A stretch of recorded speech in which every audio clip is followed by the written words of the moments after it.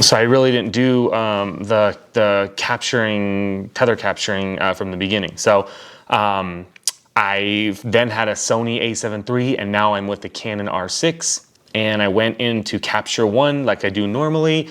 And of course my license is for Capture One only. There's no way for for the camera to read, and I just got super pissed because you buy software, you want it to be used, you switch one thing, or maybe if I'm doing a shoot with another camera or something, I don't want to have to buy different licenses for different cameras. And then I found out that I can actually do this via Lightroom, but the only thing is the Lightroom doesn't recognize this camera, so I can't tether directly from this camera, open Lightroom and tether. So there's a back way to do it, and it actually worked out pretty easily. So I'm gonna show you guys that right now.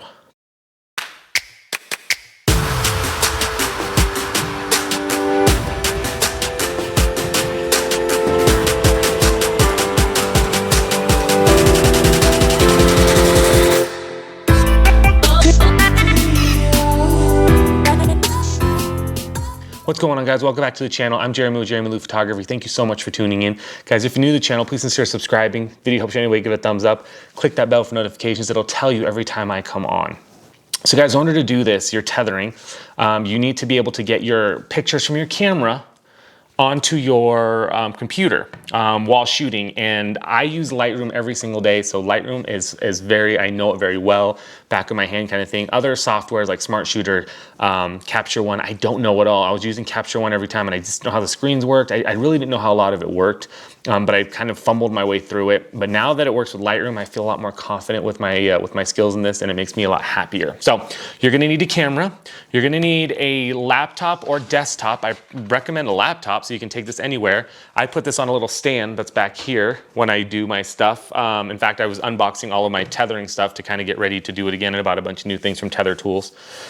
And then you're gonna need a cord. Tether Tool sells this, tethertools.com, I'll link this as well. But you really need to get something that links to your computer, which is a USB-C for my, MacBook Pro, it says it right there. And then my camera has a USB-C as well. There's a little USB marking right here, and then their USB-C goes right into there. So USB-C to USB-C, pretty easy for me, and I think that's gonna be most of the newer cameras right now. So if you have a Canon R6, know that it's a USB-C that goes into there. So I have this, I don't know, 10-foot cord, 15-foot cord, something like that. The longer, the better. I will say that I've done videos on Tether Tools. They have a wireless system that goes to your camera to that. It didn't work for me at all with any camera, just too fidgety. So I don't think the technology is there yet. I'm sure people have it down to a science, but for me, who's pretty techie, I couldn't figure it out. They couldn't help me figure it out. So went back to the cord, and I do like having the cord on there as well. So I'm gonna switch over here. Once you have that, you're good to go. Oh, you also need to have a copy of Lightroom, obviously, Lightroom ready to go on your computer as well. So here's what we're gonna do. I'm gonna show you guys what's on my computer, and we'll kind of transition from there. Okay, so sorry I don't really have a good backdrop for you guys right now, but I'm gonna try to fish through here. So guys, how this works is the first thing you're gonna need is you're gonna need to download Canon EOS Utility, and all you gotta really do is Google Canon EOS Utility. Now this is a free service, a free thing for Canon. What this does is it allows you to either wirelessly shoot to the device, so they have it for the iPhone, iPad, and the MacBook, and PC and all that. You just need to go in there, it's the first thing that comes up, and you need to download this for your Mac or PC. Put all the stuff in, download it. It's a free download, and the newest update is the Utility 3. Yeah, EOS Utility 3 is the newest one that it's called. And they haven't updated that in a long time, because I'm looking at forums, it's been the same one. So you're gonna download that first, and then you're gonna wanna make, what happens is when that comes, we're gonna open this up, and we're gonna start. I have it automatically to start, so when it detects the camera, it's gonna start.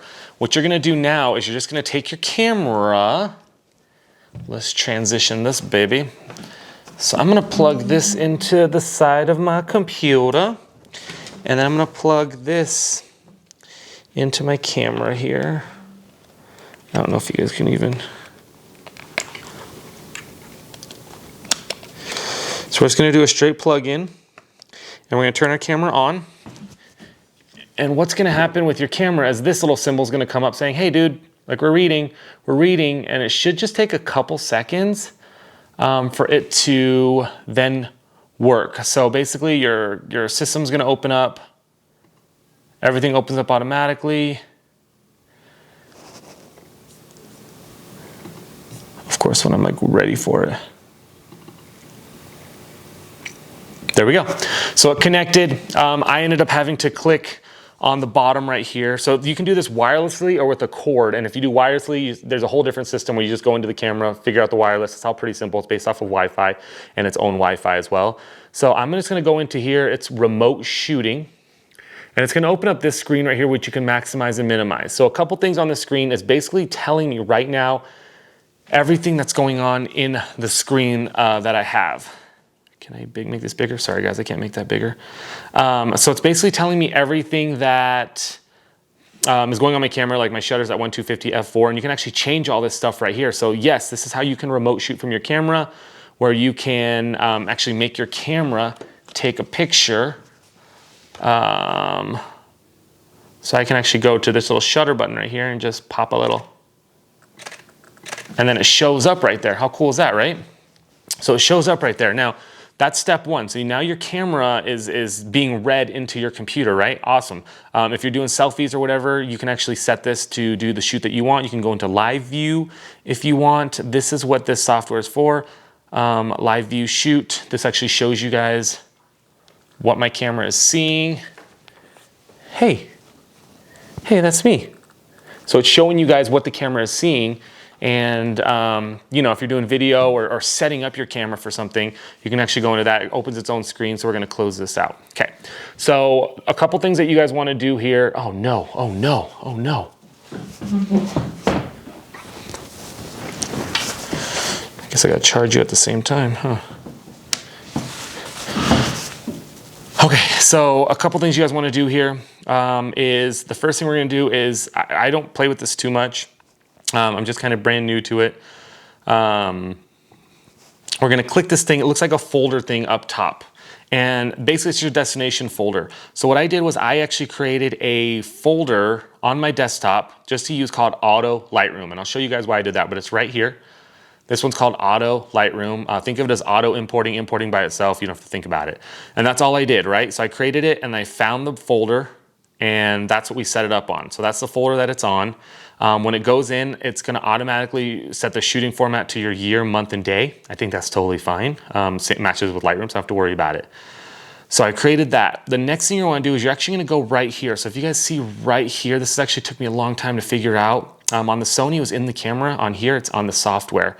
So normally, guys, it will record to your computer only. And meaning that every time you take a picture, it only records to your to wherever you set it for your destination. So I have the Auto Lightroom here, right?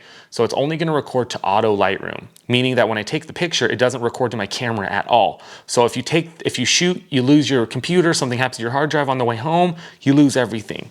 I've always wanted a backup. I shoot with 2 cards all the time. So basically I set it to computer and camera memory card. So it's gonna shoot to Auto Lightroom, and it's also gonna save on my camera at the same time. Make sure you have that set up. Once you have it set up once, you're done. It was frustrating for me because while I was testing this morning, it wasn't saving to my camera. I didn't know why. I couldn't find any settings on the camera because it's not on the camera. Like I said, Sony before was all on the camera, so that's how I had to learn. So make sure this, and it shows right now computer and camera, download. There are all a couple options. So if you shoot RAW and JPEG, only transfer JPEGs to computer. Testing this morning, it took about 3 to 5 seconds per image, which is totally fine for me. That's all we're gonna do here. So that's all we really need to do here. The only time you really come into here is if you need to play with buttons to do the shoot or whatever. So I kind of throw this off to the side. The next thing we're gonna do is we're gonna open up Lightroom. Now, this is your normal Lightroom setup. So a couple things you guys are gonna do is, in order to get this working, so basically what happens is when you shoot using just this, it works, but it only shows that one preview. It doesn't really show all the images. You can't go back and forth. Once you take another image, nothing else happens, right? So the preview kind of comes up, and I don't even know where the preview is anymore. I don't know what I did with that preview. Anywho, what we're gonna do now is we're gonna go into Lightroom. We're gonna open up Lightroom, and we have a couple things that we're gonna look at. So if you go under the Lightroom Classic under File, you'll see a couple things right here called Auto Import. First off, there's tethered capture. There's a list on adobe.com that shows the cameras that work with Lightroom Tether. For some reason, the newer cameras never catch up. So the Canon R6 and R5 right now aren't working for it. But if it did, basically you would hit this and it would search your camera. You'd see all the settings first. And then it would search your camera and it would tell you if mine just sat there. Nothing happened. I'm gonna research to find out it wasn't there. So this is the workaround for it. I don't know how well it works when it does work, but this way I have to do it. And this actually will work. This is really cool because it'll work with any camera as long as it goes into the auto import folder. So what we're gonna do, how this kind of works is anytime you take a picture, before I show you guys how it works, anytime you take a picture, it goes into auto Lightroom. What happens is Lightroom is watching this folder. So anytime anything goes into this folder, say you even drag and drop into this folder, it'll automatically go into a folder that you designate. So basically it's just doing a little workaround that works really, really well. So let's go into Lightroom. We're gonna go into File. We're gonna go down to Auto Import, and we're gonna, you can enable it, not enable it. I think it's off enabled, but we're just gonna go into your import settings right now. I have it enabled, just to have it enabled. So here's how this works. On the top, it'll say, enable auto import. Heck yeah, I want to. Watch folder. Which folder do you want Lightroom to watch? Remember that auto Lightroom folder that I created right there? I want it to watch that because right now I have my camera set to every time I take a picture on this through this EOS app, every time I'm taking a picture through this EOS app that's watching it right now, it's pushing it to this auto Lightroom folder. So then it's gonna go, all right, watch it. Now destination, where do you want it to go? I want it to go into something I called auto imported photos, and I created this folder as well. So you can start from the bat and create auto Lightroom, and then I wrote, I'm a simple guy, Lightroom auto imported folder. So, you know, this is where it came from. That's what I named it. The cool thing is then you can set up your test. So I'm gonna type in YouTube test. That's where I want it to go. I don't change anything else, file name or anything, because I don't care what the file name is. I always change it anyways for myself. This is directly going in. And then this is standard, but I have the initial preview as minimum. I'm assuming minimum goes the fastest possible. I want it to show up in here because I imagine people are looking at my computer screen while I'm doing this, and I want it to show up as soon as I shoot. So we're gonna hit OK. Now, what's gonna happen is we're looking at our, and I deleted a bunch of stuff, so we're looking all right here to the left, and if you guys can zoom in and see, let me see if I can even just get you guys in there. The tripod's in the way. So basically, right now it's a Lightroom Auto Importer, and then Lightroom Auto Importer as well, and then these are gonna be subfolders. So I created that subfolder right now just called YouTube, right? So here's what's gonna happen, guys. We're gonna take a picture, and what should happen is when I take that picture, it's going to go into the EOS app, right? Into that auto importer folder. Lightroom's watching that folder. They're watching like a hawk, and then it's gonna go, oh, cool, watch it, let's set it in there, and then it's gonna set it up into that folder that I have created that it automatically create for me, okay? So let's take a picture of this. Oh, it's blurry on everybody's end. Oh God, let's do something like this. There we go. So we're taking that picture, 2 seconds, 3 seconds, 4 seconds, 5 seconds. The first one's always a little bit longer, but you see it's just built right here automatically, YouTube test, and there it is. And now it's in there. The other cool thing now, guys, is that it's also in my camera. Because before it wasn't saving to my camera, and that was the most frustrating thing. So now I have it on here and people can see it. Now, one quick test that I've done, I'm gonna push this back a little so you guys see. I'm gonna take 5 pictures. We have 1 picture in here already. We wanna test out how long it takes. When I was first tethering as a newborn tetherer, not newborn, but like, you know, when I first started, it would take up to 10 to 15 seconds doing it this way with Sony. And yes, I've tried this with Sony before, but Sony doesn't work with anything, so crap to them. So what we're gonna do is we're just gonna rock 5 pictures. We're gonna see how fast it takes, okay? This 1, 2, 3, 4, 5. So we're watching that 1 1000, 2 1000, 3 1000, boom, all showed up right there. So if you're shooting and you have this camera kind of going, this will kind of happen pretty quickly, and it all shows. And I'll shoot 20 pictures now. Let's see if, so we have 6 pictures in there, 26 pictures. Let's do it real quick. I'm gonna shoot like, I'm just gonna rock out 20 pics here. Here, maybe you guys can. 1, 2, 3, 4, 5, 6, 7, 8, 9, 10, 11, 12, 13, 14, 15, 16, 17, 18, 19, 20. Oh man, I used to watch Creative Live and it would take forever for it to show up. So it starts when the first one's being taken. 26 is the goal. There's 15 right there. 23, 26 images. So they all showed up. They all show up in camera as well. And that's how we do it. So guys, let me know if you have questions on this. You know, Lightroom is never up to date anytime a new camera comes out. So if you have like, I think the R is on there, but the R5, the R6 isn't on there. And I just can't rely on that. I can't rely on a new camera to come out. They're not updating, but this is a quick way for it. It's also theoretically free if you already have Lightroom or CC. With Capture One, I was paying $100 a year for them and I've used it twice. But I'm so glad to be back with Canon. But this is a direct tether that you guys can do, and it works. And like I said, the other thing is you can do this and you can actually throw an HDMI cord into here, into your TV, and it can be big. So you can have this while you're shooting tethered, a newborn studio or whatever, but it's a smart way to do it. The setup that I showed you here, this cord is maybe like 40 or 50 bucks.